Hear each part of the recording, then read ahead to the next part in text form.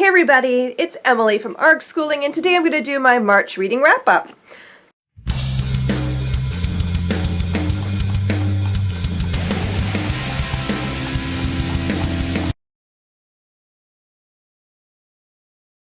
So this is not my best month for reading. I only got through 4 books, and I've been sick off and on like all month.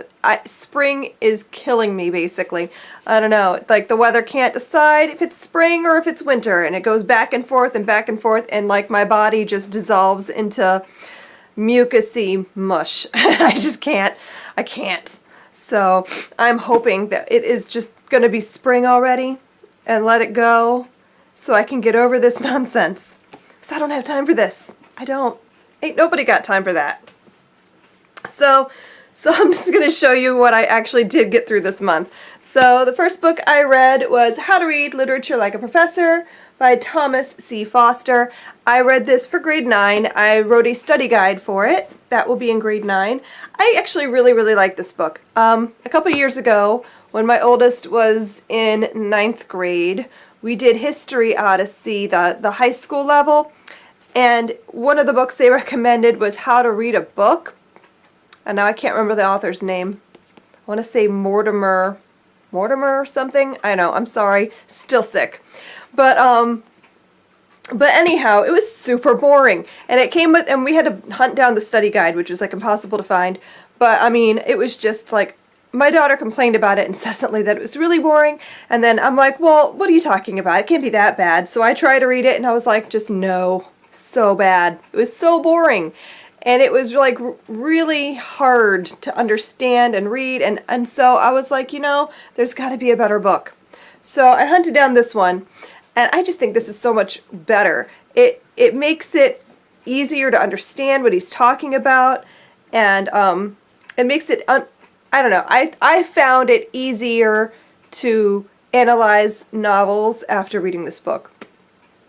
And I was always one of those kids in high school that was like, I don't believe in symbolism, like as if it's a religion. But and I still have feelings about that because I feel like we tend to overanalyze books sometimes.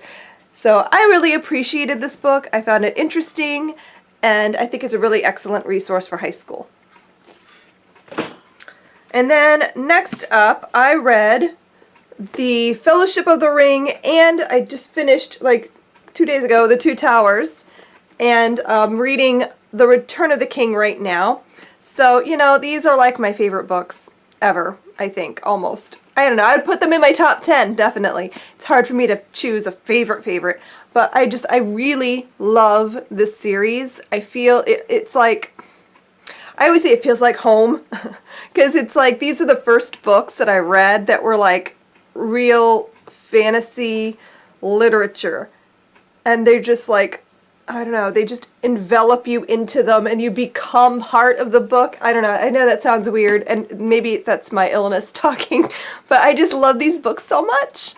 I love them, and they're just part of my family culture.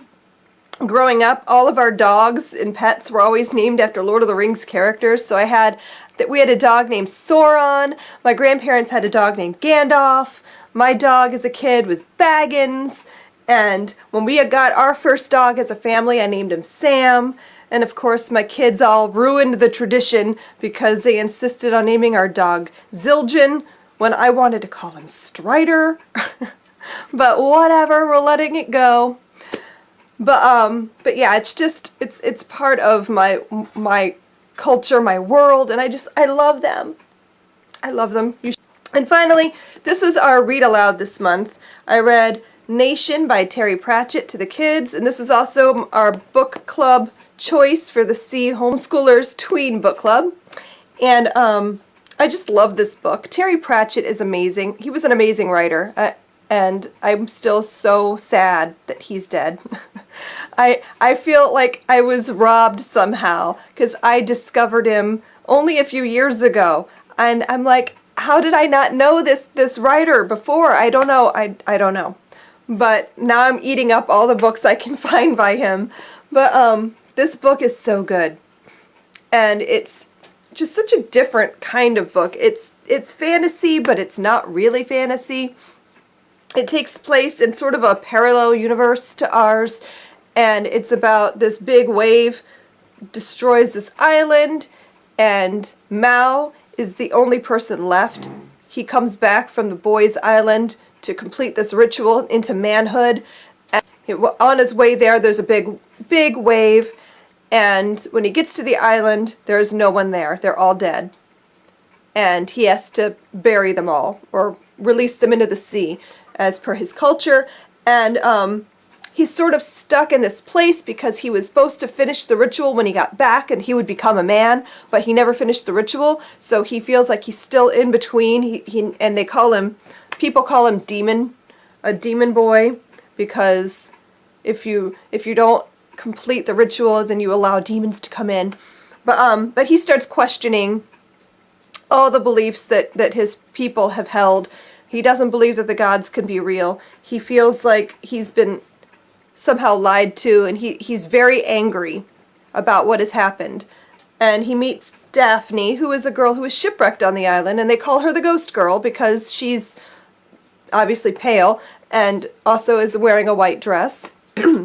And Daphne is shipwrecked there, and she's from a very prim and proper background. Her family is like 139th in line to the throne of England, I believe, and so she's been brought up to believe that she could be queen someday, so she has to behave like it, and she doesn't know how to do anything. And then she's shipwrecked on this island with Mao, and she has to suddenly like do things for herself. She has to learn how to take care of herself, how to take care of other people, and other people keep showing up at the island from the other neighboring islands, and so they build this like almost new nation of people.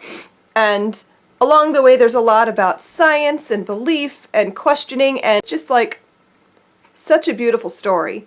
I love the friendship between Mao and Daphne, and I love that, you know, Daphne is so analytical and logical, and she's looking for all the science. Her and her father go to science lectures at the Royal Society, and they do all, and they're really into science, and so she comes at everything that the people on the island are telling her from the point of view of, well, I'm going to look at it scientifically. Like they have the beer ritual to make the beer. The mother of beer is poison, and they do this ritual to make the beer safe to drink. And so she comes and she's thinking about everything analytically, and like, well, what really makes it safe to drink? It's not the song that we're singing. That doesn't do it. So what must happen? But yeah, I just really love this book. It's so good. This is like my, I don't know, third or fourth time reading it, and it just gets better every time I read it. And it makes a really fun read aloud too. Terry Pratchett's writing is just, it rolls off the tongue. It's really, really fun to read aloud. So I highly recommend it. All the books I read this month were 5-star books. I mean, it was a good month for reading for me. So yeah, even though I didn't read very much.